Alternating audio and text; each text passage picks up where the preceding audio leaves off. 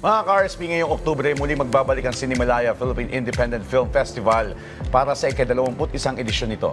Tampok ang temang layag sa alon, hangin at unos. Isang paglalakbay sa makulay na takbo ng pelikulang Pilipino. At para mas mapalalim pa ang ating pangunawa sa makulay na seleksyon ng Cinemalaya 21, makakasama po natin ang Artistic Director ng Cultural Center of the Philippines na si Dennis Marasigan. Sir Dennis, magandang umaga po at welcome back sa Rising Giant Pilipinas. Magandang umaga, Audrey Joshua. Maraming salamat.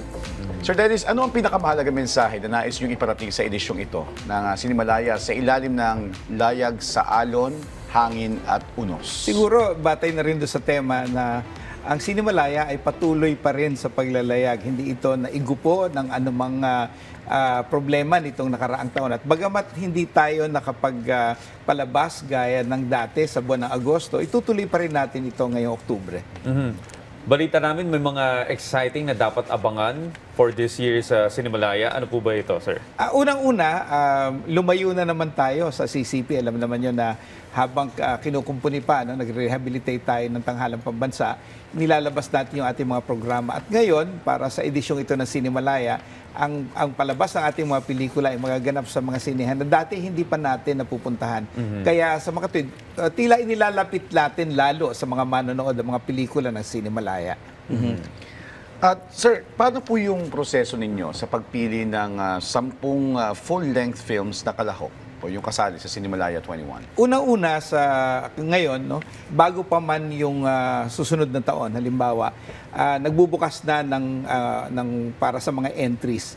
Kagaya ngayon, para sa 2026, nung Hunyo pa lang, nagbigay na tayo ng deadline para sa mga gustong sumali sa Cinemalaya.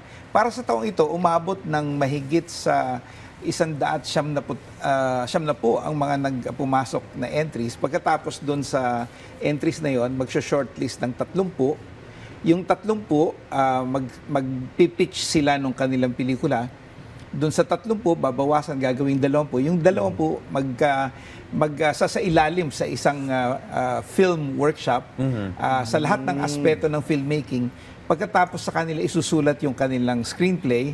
At mula doon, pipili ng 10 finalists. Grabe, no? Salang-salahan pala talaga. So from 190 to 10. Oo, kasi ito, ang kaibahan natin dito, hindi yung basta tinatanggap lang kung sino gustong sumali, kundi talagang tinutulungan, lalong-lalo na nga, ang layunin natin ay makadiskubre ng mga bagong mga filmmakers.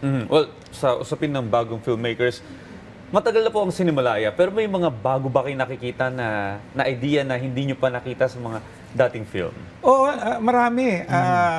Alam mo, kahit nung simula pa lang ng Cinemalaya, sa kauna-unang Cinemalaya, ang talagang itinataguyod natin ay mga bagong kwento, mga bagong pelikula na hindi yung karaniwan na nating nakikita. Kasi nga, ang isa sa nakita nating problema sa ating industriya sa pelikulang Pilipino ay yung kung paulit-ulit lamang yung nakikita nating kwento at pamamaraan ng pagkukwento, nagsasawa ang mga manonood. Lalo na ngayon na tinatawag natin no, sa global community, ang ating mga manonood ay nakakapanood na ng iba't ibang klase ng pelikula mula sa iba't ibang panig ng mundo. Kaya't ang mga filmmakers na kailangang may bagong pananaw, may bagong pamamaraan ng pagkukwento, yun yung tinataguyod natin at isinusulong natin. So ano po sa tingin ninyo ang message nito sa mga kabataan na nais sumali sa susunod na edisyon ng Cinemalaya? Kasi nabanggit nyo, iba yung progress ngayon, mas diversified na eh.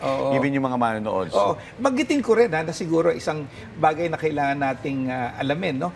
Kung tutuusin, yung mga dating mga filmmakers galing sa Cinemalaya, sila na ngayon yung mga kabilang sa ating mainstream, no? Nung nakaraang Metro Manila Film Festival, itong nakaraang Pasko, sa 10 pelikula na kasama, 6 na pelikula ang direktor ay galing sa Cinemalaya.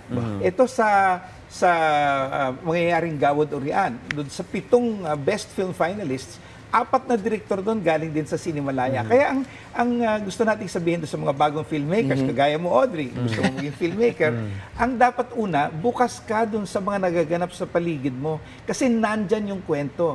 Ang dapat nating tingnan, hindi kung ano na yung pinapalabas, kundi ano ba yung kwentong nasa paligid mo. Tingnan mo kung ano yung nangyayari. Relatable. Doon, at doon mo hugutin yung kwento na kailangan mo. At para naman doon sa technical na aspeto, walang natututo ng paggawa ng pelikula kundi sa paggawa rin ng pelikula. Simulan mo na sa paggawa ng pelikula, gamitin mo ang cellphone mo, kumuha ka ng kumuha, mag-edit ka, hanggang sa matutunan mo kung ano ang maganda at hindi maganda. So parang sinasabi niyo po, hindi dapat susunod lang sa uso kung ano yung uso yung pinalalabas ngayon, yun din yung gagawin mo. Dapat aware ka kung ano yung mas relatable dapat yung kwento mo, parang Oo, gano'n. at talagang yan ang kaya nga Cinemalaya no? Malayang paggawa ng pelikula. Kailangan na ilabas mo ang sarili mo, hindi ka doon nandun lamang sa nakapaloob sa kung ano ang meron na, kundi isipin mo, ano pa ang maari, ano pa ang pwede. Ano pa yung wala? Well, sa mga kagaya ko na interested na matuto ng film directing, siguro ang dami mong mapipick up na idea sa Cinemalaya kung papanoorin mo yung mga films nito. Totoo. Alam mo na iba't ibang estilo, iba't ibang tema, iba't ibang tono, iba't ibang pamamaraan ng pagkukwento. Alright, maraming salamat po Sir Dennis Marasigan sa inyong oras at pagbabahagi ng makabulong impormasyon patungkol sa Cinemalaya 21. Good luck po Sir sa event na ito. Thank you so Maraming much. salamat. Salamat po.